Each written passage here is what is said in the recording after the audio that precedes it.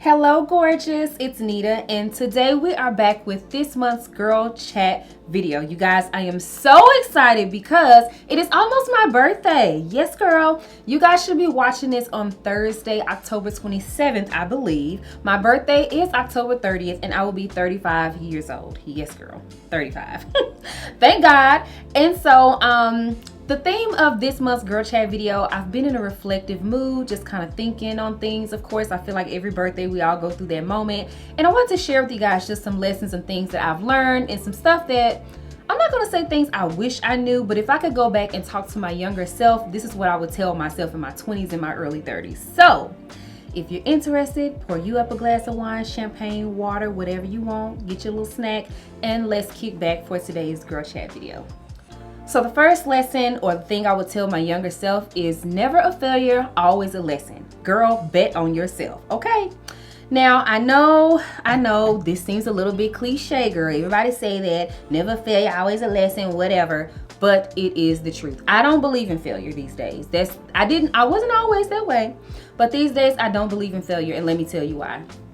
Now, for me, when I say girl, bet on yourself, never fail, always a lesson, I first think of business. Now, if you guys don't know, I've been a full-time hairstylist for 10 years, full-time licensed in the salon 10 years. And there were so many things that I wanted to do in that space. I did hair and makeup full-time. And like at one point I wanted to be a makeup artist full-time, but I didn't do it because I was afraid, because hair at that time was my bread and butter. Makeup, I made good money, but I made the bulk of my money doing hair. But I also learned that what I advertised most made me the most money. So the more I marketed makeup, I made more money in makeup. The more I marketed hair, I made more money in hair. So it wasn't that I couldn't do more makeup. It was my limiting belief in my head that, oh, hair is where the money resides. Well, because that's where I believe the money resides, that's where I focused my marketing, and what people saw me posting, which was what was hair, that's what they came in for. But when I started posting more makeup, people was like, oh yeah, she do makeup. Oh, we'll come in for makeup. So it wasn't an issue of I couldn't make money doing makeup. It was my mental. It was me thinking, oh, this is where the money resides, right? So also there's other things I wanted to do, classes. There were so many things that I wanted to do, you guys, early in my career and as a hairstylist and makeup artist, that I didn't do out of fear of failure. In all honesty, I was just afraid, what if nobody comes to the class? What if nobody comes to buys this thing? Or what if nobody does this? Or what are people gonna say about this? Or, well, now that person doing it, they're more popular than me, I shouldn't do that. That's what they're doing. They, they'll do that better than me. I shouldn't do that. Like, there was so many things, like, gosh, and I just look back like, girl, I wish I would have bet on myself. I wish I would have not been afraid of failure, because again, what is failure? In all honesty, and again, I can only speak from my personal experiences in business, the things that failed, and failure really is just something not doing what you wanted to do, you not reaching the goal that you wanted to reach. It's a lesson. You learn from that. So if, let's say I did a class, let's say I decided to do a hair class, right? And let's say I wanted 20 people to come, 5 people came, okay? So what could I learn from this? Did I market it enough? Did I market it to the right people? Was I offering the right type of class? Maybe people wanted to learn something different than what I was promoting. Maybe I was showing them how to curl their hair. They wanted to know how to wrap it. What can I learn from this to make my next class do better? Yeah, that's a huge theme of my entire life, especially in my 20s, y'all. When I was younger, like in middle school and high school, I was such a people pleaser. So many things I just didn't do because I was afraid of what people would say, what they would think, like, just in general. I was just afraid of what people were gonna say, and I wanted people to be pleased with my decisions. Don't know why, but that was just my thought. And I got to a point where I was really just sick and tired of living my life for other people.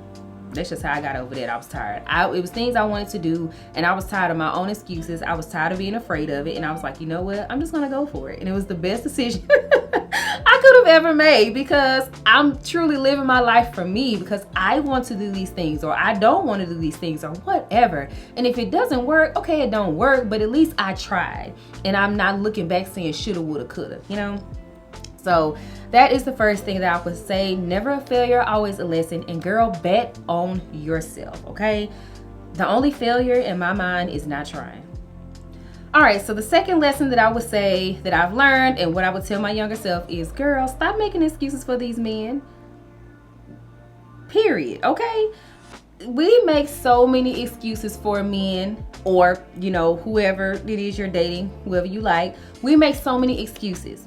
But specifically for me, I've made a lot of excuses for men that I've dated, that I've talked to, whatever. He didn't do it because he didn't want to do it. He didn't treat you right because he didn't want to treat you right. He didn't call you because he didn't want to talk to you. Stop making excuses. We act like men are so incompetent and incapable of making good decisions. They know what they want to do. He don't want you, girl, and that's okay. It's okay. It's okay. Don't cry about it, but just take it and move on. Stop making excuses for these men. Stop it. They are competent, okay? We make so many. They just intimidated by you. No, they not. No, they not. That's an excuse, okay? He don't want you. He don't want to do right. And when I say he don't want you or he don't want to do right, it's not a knock against you or me. It's just saying if he wanted to, he would. That's it. If he wanted to, he would. We all know how it feels when someone really wants to be with us or pursue us or they care. You know how that feels. You know how you treat people when you care about them, when you want to be with them, when you want to pursue them or whatever. And we know how it feels when they don't. When they don't, whatever the reason is, let's stop making excuses. Chunk him the deuces and keep it moving. There are so many more men out there that want you, girl. There are plenty of fish in the sea. And now we got social media. So, there goes that. I'm joking. But in all seriousness, I just wish that I wouldn't have made so many excuses for men. Point blank, period. I wish I wouldn't have wasted so much of my time shedding my precious tears behind a F-boy. So the third lesson that I would say that I've learned definitely is to trust myself. Now this is something that I probably didn't really know to trust myself in my 20s, in all honesty, because I was just still learning and living in life. But I think once you reach a certain age or a certain point in your life, you really learn to trust yourself. Because I just think it comes from time. Just like trusting a person comes from the continuous behavior they've shown over time, you learn eventually to trust yourself because you know yourself. You learn yourself as you grow and as you experience life. And I've really learned to trust myself. And again, I can't say that that's something I wish I knew in my 20s because I feel like I was still discovering and figuring out who I was. But one thing I can definitely say now is that I fully trust myself. I trust my gut. I don't second guess a lot of things. Of course, I seek counsel and I ask opinions from my trusted friends and family. But at the end of the day, even they know, if I've made up my mind about something, 9 times out of 10, really 9.8 times out of 10, I'm gonna do it. Now I'm gonna ask and I'll take into consideration, but at the end of the day, I'm going to always trust my gut and trust myself. I've just learned that I'm my best advocate. I've learned that I'm smart, I'm capable, I have the Holy Spirit inside of me because I am a God-filled woman. I'm trust myself. Why not? Who else am I supposed to trust?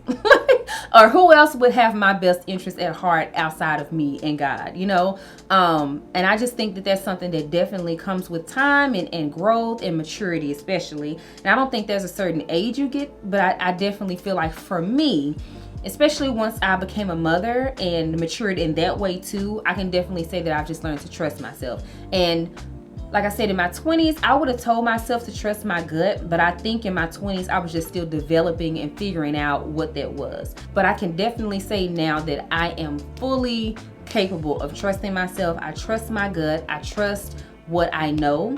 And I'm confident that, again, even if I fail or it doesn't turn out to be the right decision, I look at, okay, well, what was the lesson I was supposed to learn in that? Because I'm at a place where I just feel like if I make the wrong decision, because again, I don't feel like there are wrong decisions or failures. I just feel like, okay, that wasn't the right direction. That wasn't the best decision. What can I learn from that so next time I can do something differently? I feel like everything happens for a reason. So if I made this choice or if I made this decision, God knew I was going to do it. So what am I supposed to learn from this? How can I take from this and do better next time or do something different next time?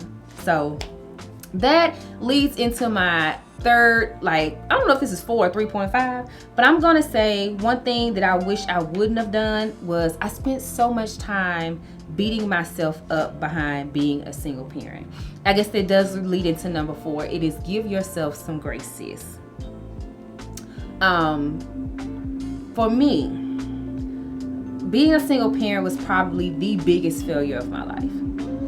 It was just because it's just something I didn't want. It was probably the one thing out of all the things that you want, you know, in your life, or at least for me, out of all the things that I wanted in my life, things that I wanted to do, that was probably the one thing that I knew I wanted: a family. I wanted my child to grow up seeing love in a 2-parent household and what that looks like and all of that kind of stuff. So when the relationship with Jada's father and I did not work, not only was it heartbreaking and disappointing as far as the relationship between us, it was heartbreaking and disappointing just like of my own choices. Because okay, so yes, that just when I think about how much time I spent beating myself up behind that situation, and not that, you know, a relationship ending takes, you know, regardless as to the reason the relationship ended, the reason I beat myself up so much is because I just felt like I should have known better and I should have made better decisions. And why would you do that? And I mean, I just beat myself up so much unnecessarily. And it's just like, why would you talk to yourself that way? Why would you treat yourself that way? Like how would you have known? If you went into the situation knowing this is going to be the outcome, would you have still done it? No. Okay, so like how would I have known? How would I have known? And it's like, why are you beating yourself up so much behind something that you cannot control? I can't control grown people. They don't do what they want to do. And all I can control is me. So that's just that. I just wish that I wouldn't have beat myself up and been so woe is me for so long after that situation, because I did. So that is, I say never a failure, always a lesson. And I don't really have regrets, but that is something that I do regret. I just regret how long I spent beating myself up behind something that I had no control over. You know, the relationship ending. It ended and it was for the best. I don't regret the relationship ending. It wasn't good for the both of us, but I just wish I wouldn't have spent so much time beating myself up. Like I could control that, you know. Yeah. So lesson number 4, give yourself some graces. Also, in general, I've just learned, especially through therapy and just recently, I've beaten myself up a lot about so many things. It's like I haven't felt like I was a human being. Like, you're human. You're going to make mistakes. Things are going to happen that you cannot control. And you just have to roll with the punches and give yourself some grace. You're a human being. Like, it's all right. Relax. It is all right. Relax. And really, that is something I really wish I could have preached to my 20-year-old self. Like, girl, you are young. You have your whole life ahead of you. Relax. Life is not perfect. It ain't going to be perfect, and you ain't going to always get it right. But it's fine. You always have tomorrow. And I'm saying it kind of like it's whatever, but it's really just like, relax. I just wish I wouldn't have been so hard on myself. I am my own worst critic. I am so hard on myself, and that is something that I'm still currently working on. But I have learned, and I'm learning to give myself some grace. All right, so the 5th lesson that I wish I could tell my younger self, and probably one of the biggest lessons that I've been learning recently, is closed mouths don't get fed. Ask for what you want, okay? I think that it has been foolish of me to expect people to know what I want, to know what I need, especially when it comes to relationships. I just have expected men to know, like, you should just know, right? Now, there are certain things that we know people should just know. Basic necessities or basic etiquette, how people should treat you, but different specific things that I may want. If I want flowers every week, if I want this, or if this means more to me, or you showing up here, or if you call me at this time, or whatever, ask for it. Hey, you know, it really means a lot to me when you call me in the mornings. It lets me know that you're thinking of me. Or, hey, you know, it really means a lot to me when you show up for me in this area. Or, hey, you know, I'm really needing a little bit of help in this area. You can't just expect people to know. And I've been a person who just expected people to know. And, you know, if they wanted to, they would be here. Now, again, there are certain things that you can just say, yeah. But a lot of times in our relationships, people genuinely just don't know. And, you know, ask for what you want. Now, if you asked for it and you told them and they still didn't do it, that's something else. But in relationships, especially, at least for me personally, I've just learned that I just need to be vocal about what I want. Ask for what you want. Make it known. Hey, I really love it when you do this, or it really makes me feel like you care about me when you show up for me here, or when you do this for me, it makes me feel loved. Like, just that little simple gesture has made a world of a difference in my personal life, and then in business too. Especially in this industry, I'm learning the influencing industry. Negotiation is a big thing, so I've had to learn. Ask for what you want. If they come at me and the budget is not where it needs to be, well, this is what I charge for that. Okay, well, if this is your budget, this is what I can give you for that, but I can't do that for that. Speak up for yourself. Like, ask for what you want. Closed mouths don't get fed. But I can't just expect people to know what I want and get mad at you for, you know, not knowing what I've never stated to you, you know? So that's a big thing, again, that I've been learning recently, is to ask for what I want. I can't expect people to read my mind. I can't expect people to know. And then especially in business, I have to be my own advocate. Nobody's going to advocate for me more than I can for myself. Nobody's going to show up for my business more than I can for myself. And people not going to pay me what I don't tell them I need. This is the fee.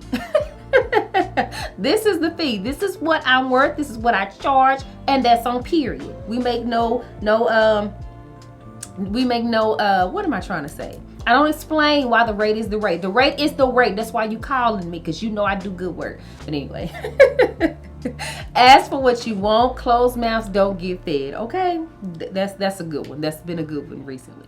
All right, babes, so I know that I said I have 5 things to share, but I do have one little extra tip that I would definitely tell myself in my 20s, especially my teens. All of that is, girl, you are beautiful just as you are today. So probably the biggest hurdle of my life has been confidence and self-esteem. And it's very interesting to have this platform where so many people look to me as inspiration for confidence and self-esteem, because it's something that took me so long to build.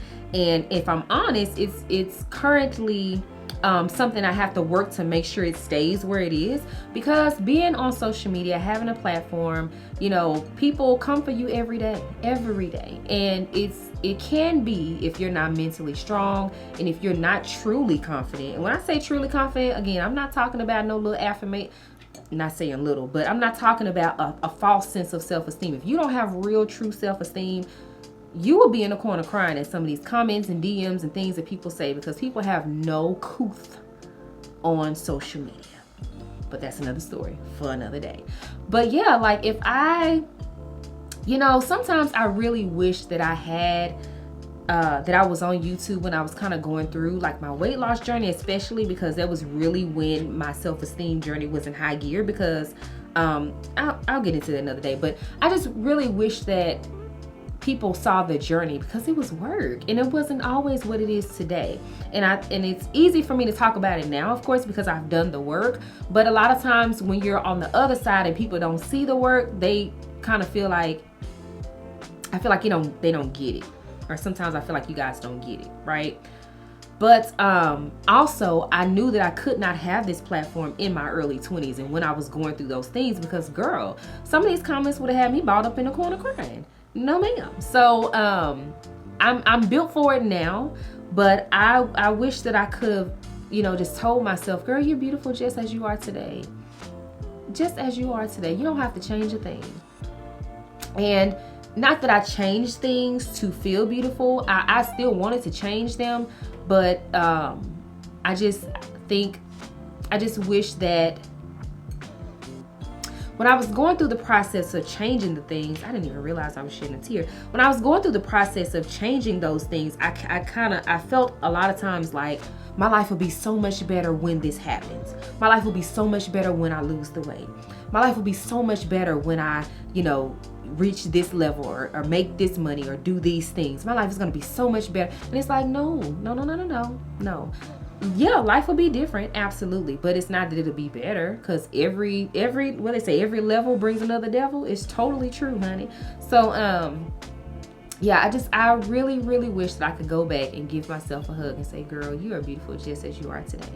I really do, because that was just a huge struggle in my especially in my 20s, because that's when you're really stepping into your adulthood and you're dating for real. And I say for real because I feel like high school really don't count, but you're dating for real and stuff like that. And I accepted a lot of BS because I had low self-esteem, child. So I just wish I could go back and be like, girl, you're beautiful just as you are today. Chunk him the deuces and keep it moving.